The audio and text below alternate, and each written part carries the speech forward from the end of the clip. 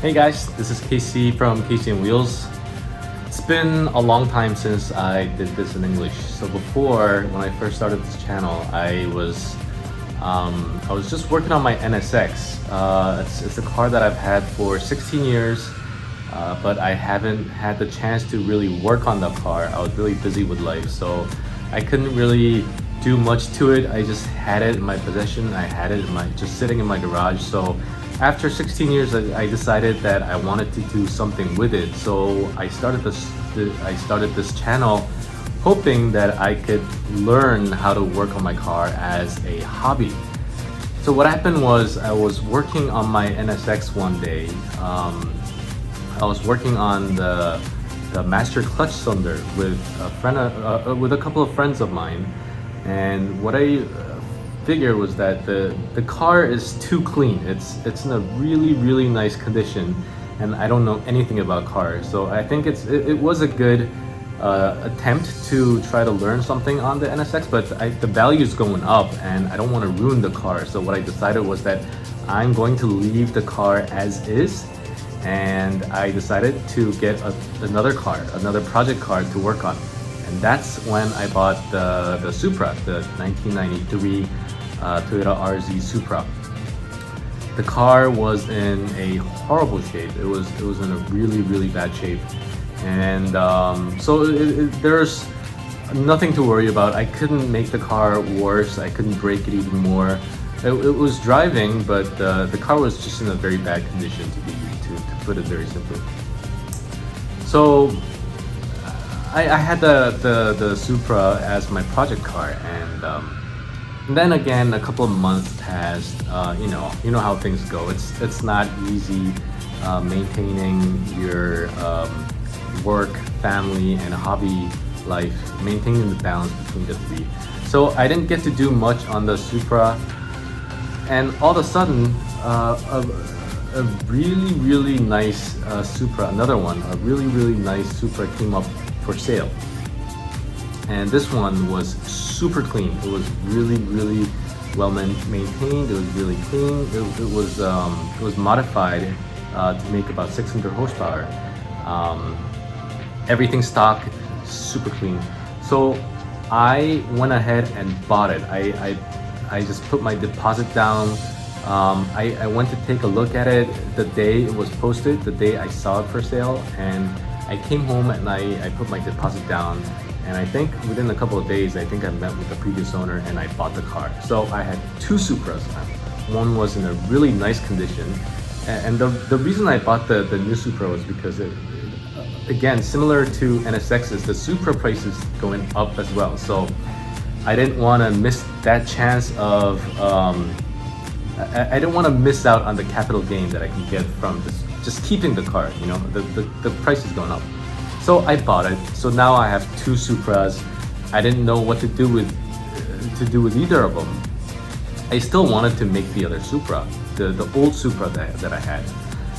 So you know, I was just trying to decide what to do, and then what I figured out was that the new Supra, the really clean one, I found out that car had some shady bits. When I say shady, I mean like legally the car wasn't perfectly legit to be street legal on the Korean roads. So I did a lot of research. I did a lot of thinking. I talked to a lot of people. I talked to a lot of lawyers.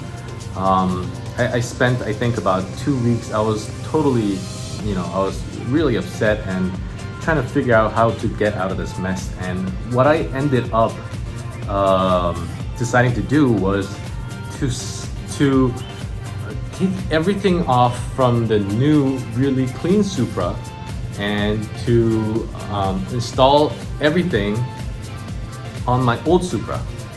So I would use the old Supra as basically just a shell, which was what I had in mind to begin with. I wanted to take I wanted to take everything off down to bare metal. I wanted to sandblast it. I wanted to get the chassis right. I wanted to get all new parts, rebuild the engine, and rebuild it from grounds up. And I had a new, really clean car that was perfect for a parts car. It had every parts that I needed. So what I decided to do was put everything, even down to the bolts, and transfer it to my old Supra. So, I mean, it's unfortunate that I had to go this way, but at least I had two Supras, and I was gonna end up with one really nice, clean Supra. So I did a lot of research on various shops that could do this job, and I decided to go with a shop near Busan. It's actually in Yangsan in Korea. It's called Our Side. The reason I decided to go with Our Side was because through all this, the last couple of months, I have a group chat where some of the Korean viewers of this channel, we created a group chat together, and amongst that group chat was a young engineer slash drifter who has been building his own Supra from the ground up for the last 3 years. And I've seen his work, I've seen what he's done for the last 3 years. So I've been talking to him a lot on, whenever I had questions, I've been asking him, and he always gave me right answers. Or I don't know if it was right or not, but we were getting along very well. So I liked him, and I liked the shop that he was working in. So I started talking with the owner of the shop, and we became really close. So the bottom line was, as I had planned, they would put everything, every little parts from the new Supra to the old Supra. They would do the chassis work. They would rebuild the engine. They would do everything from ground up. So it was basically what I really wanted to do from the beginning with the old Supra. The only difference was that it wasn't gonna be done by me. I wasn't gonna get any chance to to work on it myself and learn how to build cars, how to work on cars, which is unfortunate. But you know, I thought that was probably the best way out of this mess. So the Supra was going to be like a 10-year project. I would slowly work on it. I would slowly learn about working on cars myself. And by the end of the 10 years, I would have a somewhat reasonable skill set to work on cars. But I figured it wasn't gonna happen with this car. If I was gonna pull that off, it had to be some other way. So I decided that Supra was gonna go that way. Finally, what happened was that when the shop, the owner of the shop and the drifter and the friend of mine, when they got the car, they said, you know, this car is in the body and the mechanics of everything, the drivetrain and everything, it was in too good of a condition to tear down. So we were talking, and we decided that, you know, it was just a half joke that I kind of just threw out there, because, you know, the driver, he was a drifter, right? So, you know, I thought, should we just turn this into a drift car instead of taking everything off and putting it on the old car?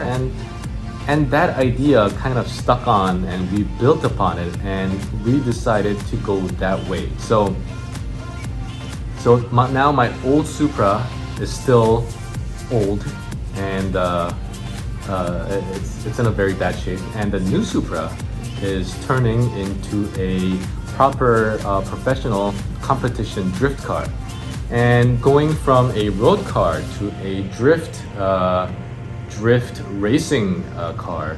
That takes a lot of work, and that takes a lot of modification and whatnot. So again, for the last couple of weeks, that's what we've been doing on the new Supra, and that is the last couple of contents on this YouTube channel, and that's what this YouTube channel would show for the next couple of contents. And so it's gonna be, you know, I'm going to go over a lot of different aspects of Supras, you know, drift cars and road cars. I'm also gonna build that old car as well. So that's coming up as well, sometime in the future. Not right now, but so that's happening. The NSX is also happening.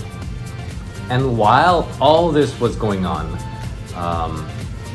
I got a new job. I got a new job offer at Hong Kong. This is actually, I'm in Hong Kong right now. So I decided to move to Hong Kong, and that left me with another dilemma, which is what should I do with all my cars? So what I decided to do was use our side as kind of like my I don't know, dedicated garage. So I would have all my cars over there. They would keep it for me. I'm probably gonna stay in Hong Kong for a couple of years. Maybe, I don't know, forever. So I as of now, I have no plans to come back to Korea. So I decided I didn't want to sell any of my cars, so they're all gonna stay at our side. All my car related, everything that has to do with my hobby is going to our side. So they are going to take care of my cars. I'm gonna work out of Hong Kong, and this is gonna happen kind of virtually, remotely. So from now on, all the YouTube videos, I'm gonna be doing a little bit of narration in the very beginning, and the rest will be a time lapse of my friends at our side working on these cars. So I'm gonna try to do the narration in both Korean and English, and I'm gonna try to keep it as short as possible. And then the part where I show my cars being worked on, that's gonna be mostly in time lapse, except for the part where my friends at our side, they do a little bit of explanation, just going over what they're doing, just kind of debriefing on what they're doing. So that's gonna be in Korean, and I apologize that I can't really translate that. But I'm gonna try to cover that as much as possible in the earlier part of the narration, so that you don't get too lost in the later part of the video. So that's it. So that's what we have in plans. Good to see you in English again. I'm gonna try to keep this up as much as possible. I'm gonna try to do both Korean and English, especially in the very early narration part of the video. So look forward to that. Thank you for watching this video. If you like these kind of contents, please hit like and subscribe. I haven't done this in English for such a long time. So please hit like and subscribe, and I'll get back to you with some more cool content. So keep your heads up for a new drift Supra, new competition drift Supra coming up, and I have a lot more interesting plans in the future that I'm sure you'll like. So I'm sure you can look forward to that as well. So thank you. Okay, bye.